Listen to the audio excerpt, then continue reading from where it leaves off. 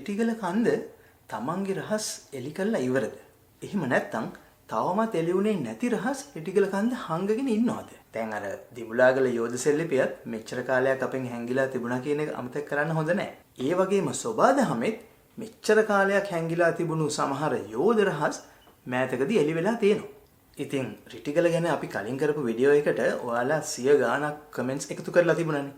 ඒ comments වලින් මතු කරපු සමහර කරුණු ආශ්‍රයෙන් රිටිගල කන්ද තවදුරටත් මොන වගේ රහස් හංගගෙන ඉන්නවා ඇතිද කියන එක ගැන කතා කරන්නත් ඒ අහලා තිබුණු ප්‍රශ්න වලට වඩා සවිස්තර උත්තර දෙන්නත් තමයි මේ වීඩියෝ එක කරන්න හිතුවේ. ඕනම පරිසරයක බැලු බැලමට පේන සුන්දරත්වයෙන් එහා විඳින්න තව ගොඩක් දේවල් තියෙනවා. නිහඬ පරිසරයක් වුණත් කතා කරනවා කියන්නේ ඒකයි. අන්න ඒ කතාව විඳගන්න ඕනි කරන දැනුම, හැකියාවන්, ආකල්ප දියුණු කිරීමයි අපේ අරමුණ. එන්න.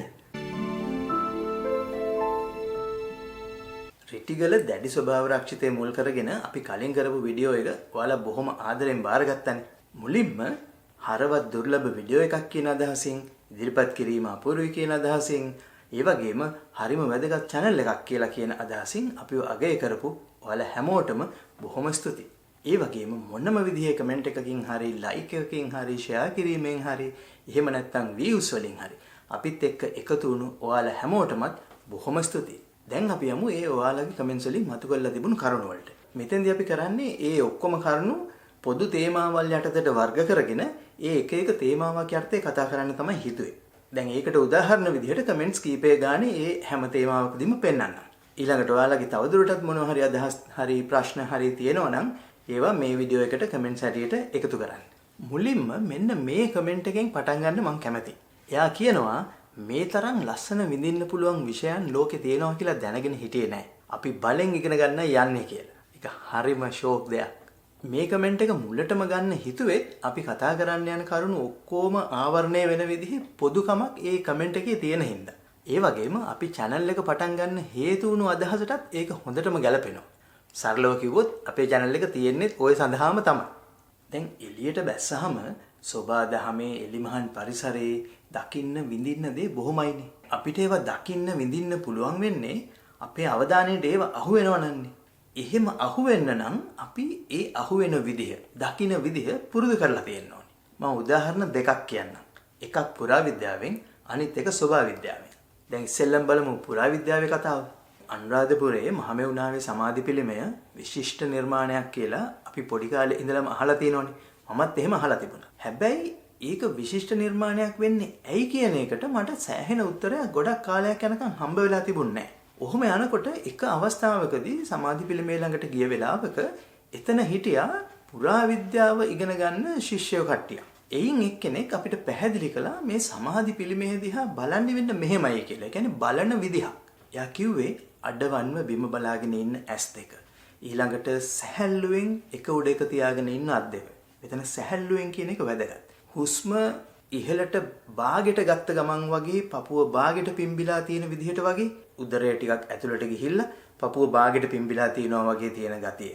ඒ වගේම අර යෝග ඉරියව්වල වගේ අපහසුයෙන් නෙවෙයි බොහොම ප්‍රායෝගිකව පහසුවෙන් කකුල් දෙක නවන්න පුළුවන් විදිහට ධනේස් වලින් නවලා එක උඩ එක තියාගෙන ඉන්න විදිහ. ඔන්න ඔය වගේ ලක්ෂණ ටික සේරම සලකලා ඒ ටික ඔක්කොම පේන විදිහේ කෝණයකින් පිළිමය දිහා බලන්න කියලා. අපි එහෙම බැලුවා. එතකොට තමයි පෙනුනේ ගලකින් මේ විදිහේ හැඟීමක් දෙන නිර්මාණයක් කරන එක මොන වගේ විශිෂ්ට වැඩක්ද කියලා. දැන් ඊළඟ සැරේ අනුරාධපුරේ ගිය වෙලාවක එතනට ගිහින් ඔය විදිහට බලන්න. වටපිටාවේ ලෝකයේ සිද්ධ වෙන දේවල් වලින් කම්පා නොවි හිත සමාධියටපත් වෙච්ච කෙනෙකුගේ රූපයක් දකි. සමහර විට ඔයාගේ ඇස් තෙත් වෙයි. දෑත් එකට එකතු වෙයි. ගල් කුට්ටියකින් මේ වගේ හැඟීමක් දෙන නිර්මාණයක් කරන්න පුළුවන් කොහොමද කියන එක ගැන හිතුවහම ඒක විශිෂ්ට නිර්මාණයක් කියන එක ගැන ආයේ අමුතුවෙන් කියන දෙයක් ඉතුරු වෙන්නේ නැහැ. ගිහින් බලන්න. ඊළඟට බලමුකෝ ස්වභාවයේදී උදාහරණය. ලංකාවේ ඔයාගේ ගෙදර ආවට කුරුළු වර්ග 30ක් 35ක් හැමතිස්සෙම සාමාන්‍යයෙන් ඉන්නවා කියන එක ඔයාට අහුවෙලා තියෙනවද? මහා නගරයක මැද්දේ නෙවෙයි නම් ගේ තියෙන්නේ. ලංකාවේ කොහෙ ගත්තත් සාමාන්‍ය තත්ත්වය මේක තමයි. හැබැයි ඇයි මේක සුළු පිරිසක් විතරක් දන්නේ? ඇයි ගොඩ දෙනෙකුට මේක අහුවෙන්නේ නැත්තේ? හේතුව මේකයි. ඒ කුරුල්ලන්ගේ නාද අපි අඳුරන්නේ නැහැ. වෙන් කරලා අඳුරගන්න දන්නේ නැහැ. එහෙම නැත්නම් ඒ කුරුල්ලෝ දැක්කත් ඒගොල්ලන්ව වෙන් කරලා අඳුරගන්න අපි දන්නේ නැහැ. අපි කුරුල්ලෙක් කියන මට්ටමින් එහාට යන්නේ නැහැ. ඒ හැකියාව ලබා ගත්තොත් ඔයාලට පෙනෙයි ඔයාගේ අවට මොන වගේ විවිධත්වයක් තියෙන පරිසරයක්ද තියෙන්නේ කියලා. දැන් එතකොට ඔය හැකියාව දාලා බලන්න රිටිගල යන ගමනකට. රිටිගල යනකොට මේ වටපිටාවේ ඇහෙන, දකින සත්තු අඳුරගන්න පුළුවන් කෙනෙකුට මොන තරම් විවිධත්වයක් තියෙන පරිසරයක්ද හම්බ වෙන්නේ. හැබැයි එහෙම නැති කෙනෙකුට කැලයක් අස්සෙන් යනවා නටබුන් හම්බ වෙනවා. නේ? හැබැයි ඊට වැඩිය දෙයක් එතන තියෙනවා. අපේ අස්පනා පිටම. ඒවා අපිට පෞද්ගලිකව අපිට රහස්. අපිට ඒ රහස අහුවෙන්න පුරුදු කරගෙන නැහැ අපි. පුරුදු කරගත්තොත් මහා රහස් ගොඩක් රිටිගල හංගගෙන ඉන්නවා. එලි කරගන්න පුළුවන් රහස්. එතකොට අර කමෙන්ට් එකේ කිව්වා වගේ ලෝකයේ විඳින්න මේ වගේ ගන්න පුළුවන් තව විෂයන් ගොඩක් තියෙනවා. ඒවා එකින් එක ක්‍රමක්‍රමයෙන් ඉගෙන ගන්න බලන්න. සුළු වශයෙන් අපේ ජීවිතය රසවත් කරගන්න, අපේ සංචාරය රසවත් කරගන්න. ඒ ප්‍රමාණයට ඉගෙන ගන්න බලන්න. එයින් එහාට යන්න හිතෙනවා නම් යන්න පුළුවන්. ඔයාලට YouTube එකෙන්ම පටන් ගන්න පුළුවන්. අපිත් ඒකට උදව්වට ඉන්නවා. අපේ channel එක හදලා තියෙන්නේ මේකට. ඊළඟට කමෙන්ට්ස් ගණනාවකම තිබුණු දෙයක් තමයි රිටිගල ජෛව විවිධත්වය ගැන සහ ජෛව විවිධත්වය අපිට පේන එක විදිහක් වෙන සුන්දරත්වය ගැන. දැන් මේ ජෛව විවිධත්වය කියන්නේ බර වචනයක් වගේ පෙනුනට සරලව ගත්තොත් ඕකෙන් කියන්නේ මේ අපි අවට තියෙන ජීවී ලෝකයේ ජීවීන්ගේ සත්තු, ගස්වැල් ආදී ජීවීන්ගේ තියෙන විවිධත්වය කියන එක. එක එක විදිහේ සත්තුත් ඉන්නවා, එක එක විදිහේ ගස්වැල් තියෙනවා, එක එක විදිහේ පරිසර තියෙනවා කියන මෙන්න මේ විවිධත්වය. එතකොට ඔය අතින් ගත්තාම රිටිගල කියන්නේ සුවිශේෂී තැනක්. මොකද වියලි කලාපීය දේශගුණයක තෙත් කලාපීය සත්තු සහ ගස්වැල් ඉන්න පරිසරයක් මේක. හැබැයි රිටිගල ජෛව විවිධත්වය ගැන අපි තාම දන්නේ බොහොම ටිකයි. තව හැංගුණු දේවල් කොතෙකුත් ඇති. නමුත් රිටිගල ගැන අපි දන්න එක වැදගත් දෙයක් තමයි රිටිගල කියන්නේ මේ වියලි කලාපීය දේශගුණයක් ඇතුලේ තෙත් කලාපීය සත්තු සහ ගස්වැල් වලට සරණාගත කඳවුරක් වගේ වෙච්ච නැත්නම් සරණාගත නිවාසයක් වගේ වෙච්ච තැනක්. රිෆියුජියම් එකක්. එතකොට ඒක අවුරුදු දසදහස් ගානක නැත්නම් අවුරුදු ලක්ෂ ගානක ඉතිහාස කතාවක අද අපිට පේන්න තියෙන තත්ත්වය. ඇත්තටම ඒක මේ නටබුන් වලින් පේන ඉතිහාසයට වැඩිය හුඟක් පරණ ඉතිහාසයක්. සමහර විට මිනිස් ඉතිහාසයටත් වඩා පැරණි ඉතිහාසයක් වෙන්න පුළුවන්. දැන් රිටිගල යන කෙනෙක්ට එක පාරටම හිතට වදින්නේ මේ නටබුන් තමයි. ඒක පිළිගන්නවා. ඒව දැකලා තමයි මේ අපේ මුතුන් මිත්තන්ගේ වැඩ නේද කියලා අපි ආඩම්බරයෙන් විස්මයෙන් ඒක දිහා බලන්නේ. ඒක හරි.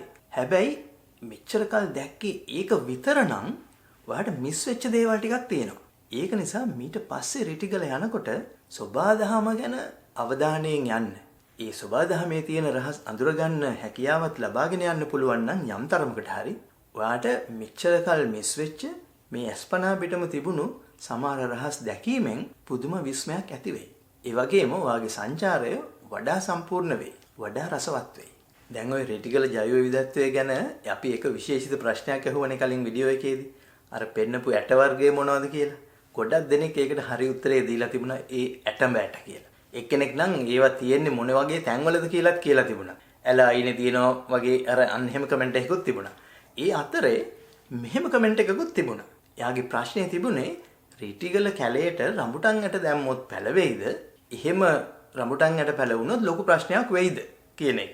ඕනිම ස්වාභාවික පරිසරයකට ආගන්තුක ජීවීන් එකතු කරන එක ලොකු වැරද්දක්.